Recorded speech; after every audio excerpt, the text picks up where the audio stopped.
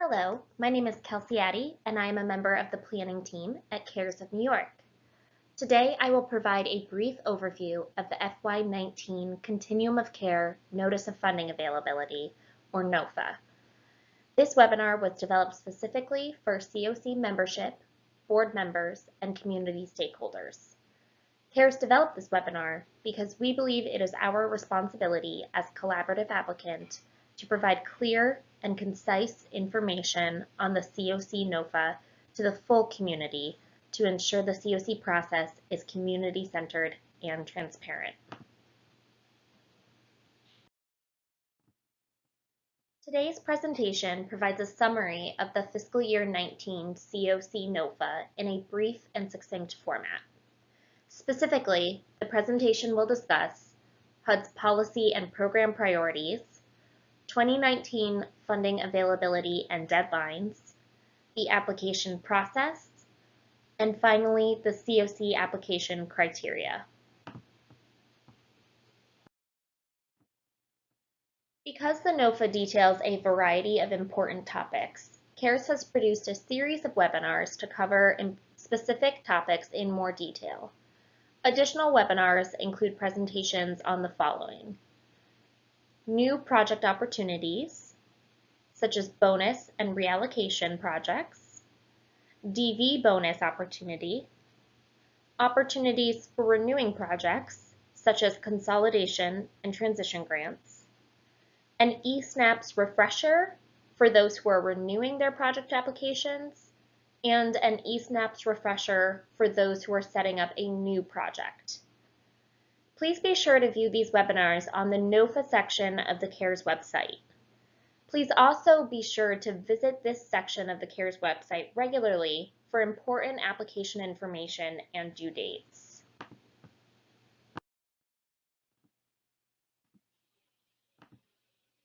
Before detailing HUD's policy priorities, it's important to have a clear understanding of the Continuum of Care program and its goals. The Continuum of Care, or COC program, is a funding stream out of HUD designed to promote a community-wide commitment to the goal of ending homelessness. The program provides funding to nonprofits, states, and local governments to quickly rehouse homeless households while minimizing trauma and dislocation caused by homelessness. The program is designed to promote access to and effective utilization of mainstream programs by homeless households in order to optimize self-sufficiency.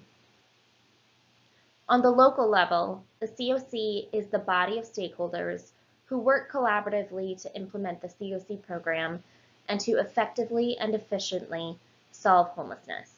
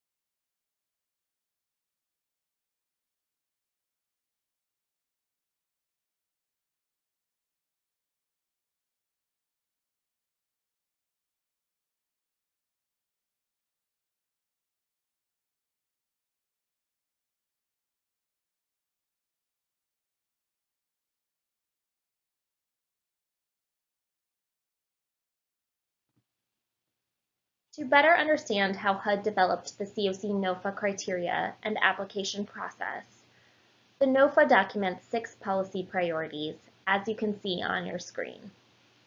We will now walk through and describe each policy priority. Please be sure to pay particular attention to the last 3 policy priorities, which are new this year. The first policy priority is to end homelessness for all persons.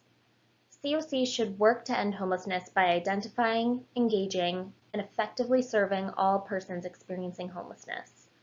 Specifically, COCs should measure their performance based on local data, have a comprehensive outreach strategy in place to identify and continuously engage all unsheltered households, use local data to determine the characteristics of households with the highest needs and long experiences of unsheltered homelessness, and use the reallocation process to create new projects that improve their overall performance and better respond to their needs. The second policy priority is developing a systematic response to homelessness. COC should use system performance measures, such as the average length of homeless episodes, rates of return to homelessness, and rates of exit to permanent housing destinations to determine how effectively they are serving people experiencing homelessness. Additionally, COCs should use their coordinated entry process to promote participant choice, coordinate quick access to homeless assistance and mainstream housing and services, and make homelessness assistance open, inclusive, and transparent.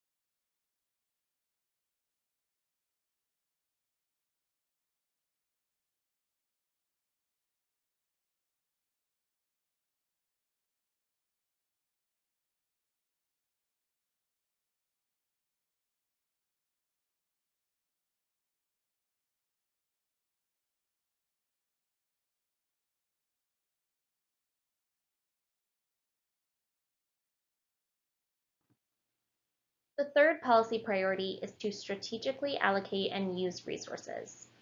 Specifically, HUD states COC should improve how resources are utilized to end homelessness by reviewing project cost, performance, and outcome data. HUD also encourages COCs to maximize the use of mainstream and other community-based resources when serving persons experiencing homelessness. Specifically, HUD notes COC should work to develop partnerships to help COC program participants sustainably exit permanent supportive housing, such as through partnerships with the public housing authorities and other government, faith-based, and nonprofit resources.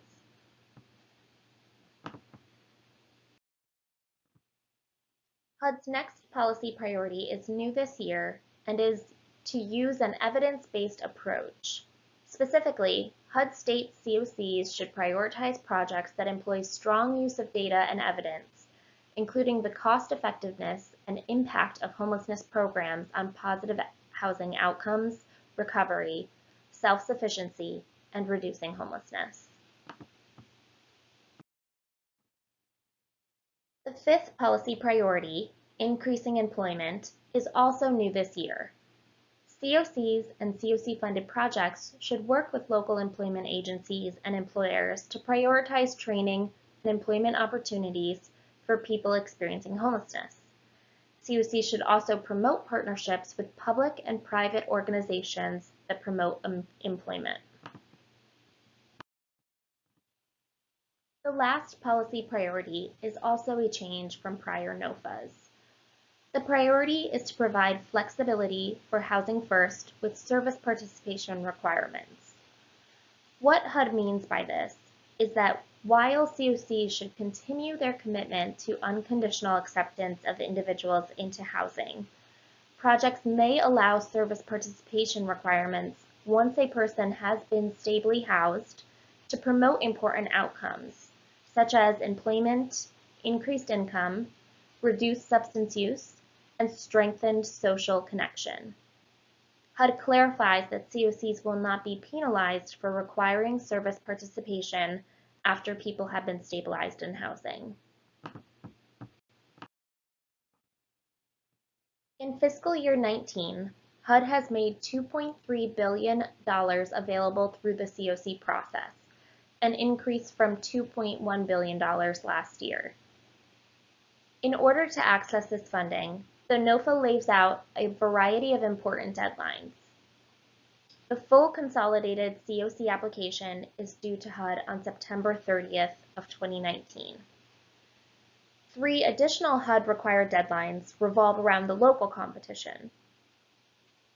The first is that project applications must be submitted in eSNAPs 30 days prior to the application deadline. Next, project applicants must be notified of their inclusion or exclusion in the COC application at least 15 days prior to the application deadline. Finally, in order to have transparency with the full continuum of care, all parts of the application must be made available at least 2 days prior to submission. CARES works hard with each community to establish more stringent deadlines than what HUD requires in order to ensure a more transparent process and a better overall score. Please review your COC's timeline on the NOFA page of the CARES website and ensure if you are submitting a project application, you do so on or before the required timeline. Please note that there are local deadlines for both the rank and review process and submission of project applications into eSNAPs. I would now like to take a couple of minutes to walk through the application process.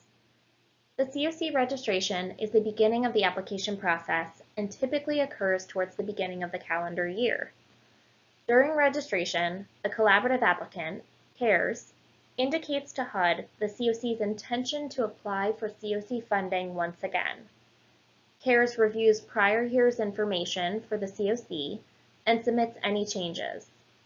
This is also the time a COC can request to apply for Unified Funding Agency, or UFA, status. The second part of the application process is submitting the COC Grant Inventory Worksheet, or GIW. The GIW is used annually to record all grants within a COC's geographic area that are eligible for renewal funding for an upcoming COC program competition.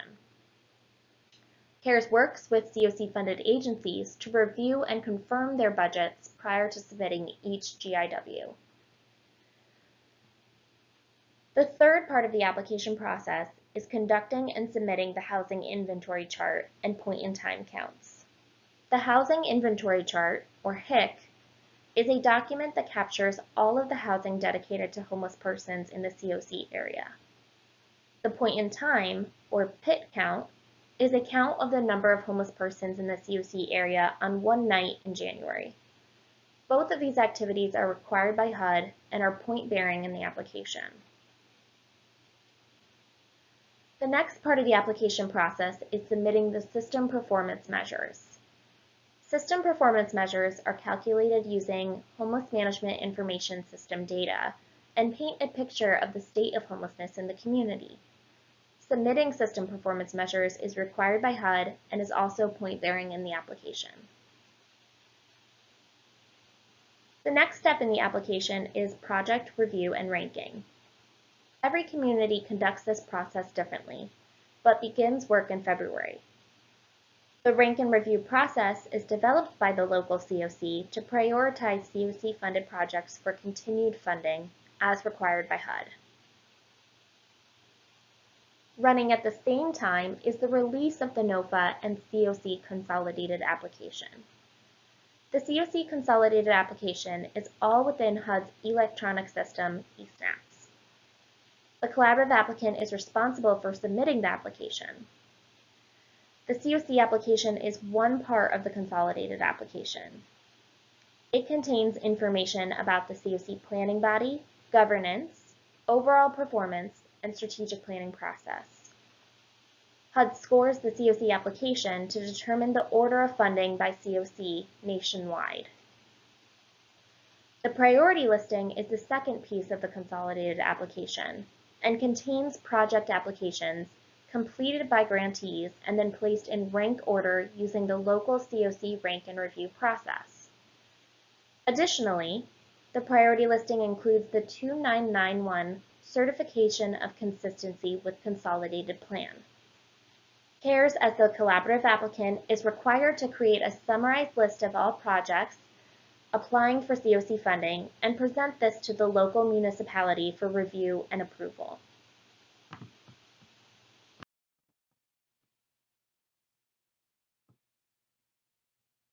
Before highlighting changes and opportunities detailed in the NOFA, I would like to take a moment to review project tiering. Tiering is a result of the rank and review process and is detailed in the NOFA. The NOFA describes the COC's requirement to tier projects into two categories based on the COC's annual renewal demand, or ARD. A community's ARD is equal to the sum of the annual renewal amounts of all projects within the continuum that are eligible to apply for renewal in that fiscal year competition. The ARD is taken before any adjustments are made for rental assistance, leasing, or operating lines based on the fair market rent. Tier 1 is equal to 100% of the ARD for projects eligible for renewal for the first time, plus 94% of the ARD for remaining renewal projects. HUD will conditionally select project applications that are fully within Tier 1 as long as they pass eligibility and threshold, also based on COC score, beginning with the highest scoring COC and ending with the lowest scoring COC. Tier 2 is equal to the ARD minus Tier 1 plus any bonus dollars. HUD utilizes a scoring process taking into consideration the COC application score and project application specifics to determine funding for all projects who fall into Tier 2. Planning grants and Unified Funding Agency grants are excluded from the tiering process. This list documents funding for each of the COCs CARES works with and lists the ARD, Tier 1, Tier 2, bonus funding, and DV bonus funding amounts available. This information is on the CARES website under each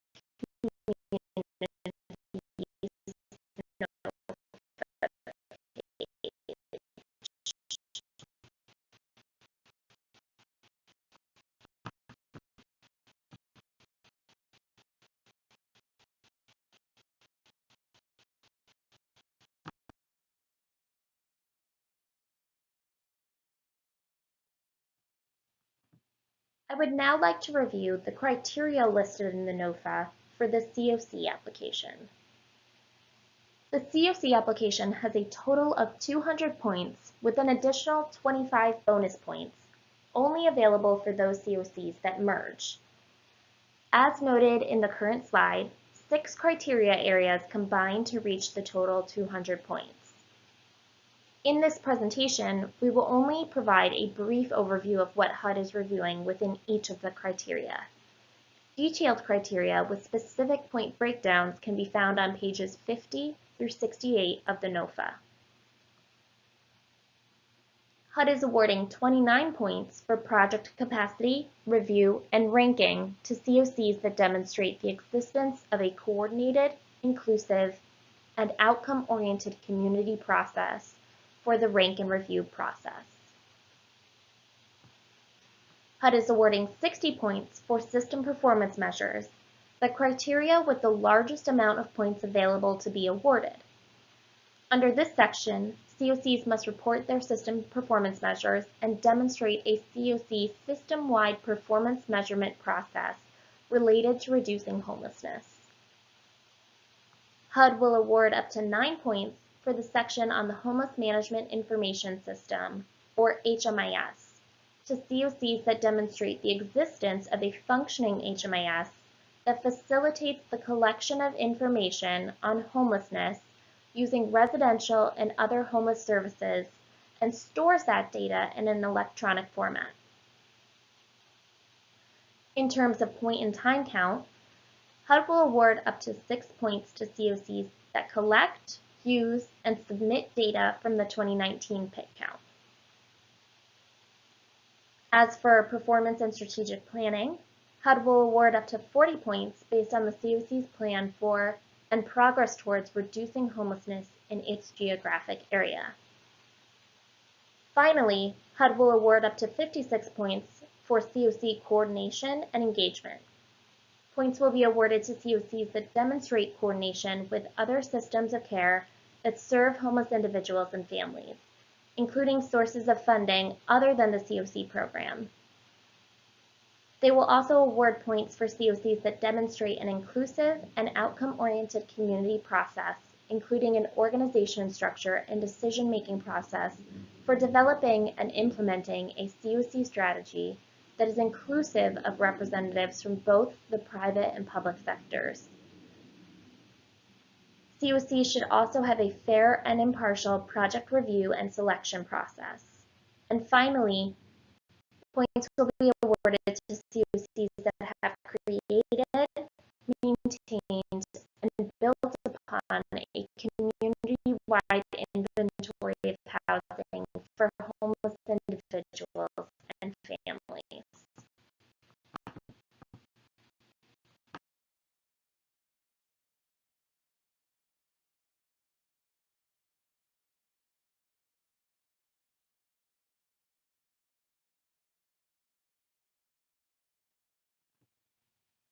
There is the FY19 COC NOFA Summary webinar in a nutshell. As a reminder, additional webinars are posted on our website.